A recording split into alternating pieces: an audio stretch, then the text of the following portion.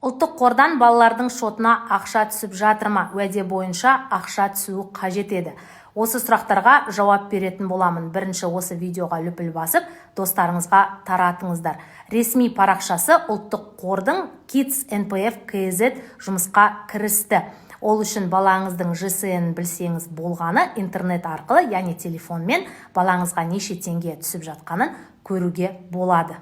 Ұлттық қордан баланың шотына ақша түскенін қалай көреміз? Яғни телефон арқылы жасауға болады. Өзіңіздің интернетіңіз, яғни Google арқылы поисковикке Kids NPF KZ деп жазасыздар.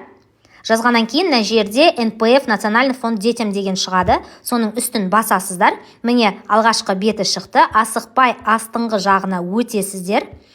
Яғни мына жерде иін деп тұрған жерге балаңыздың ЖСН-ін, яғни иінін тересіздер. Астында көп батырма проверить дегенді басып, яғни балаңыздың шотына неше теңге түсу керек екенін көре аласыздар. Қараңыздар, мына жерде доллармен көрсетілген. Сіздер доллардың үстін басып, теңгеге айналдырып көрсеңіздер болады. Менің қызымның шотына 45.050 теңге түсіпті. Ал баршаңызды құттықтаймын. Дәл осылай телефон арқылы жасап алыңыздар. Яғни менің парақшама тіркелуді ұмытпаңыздар.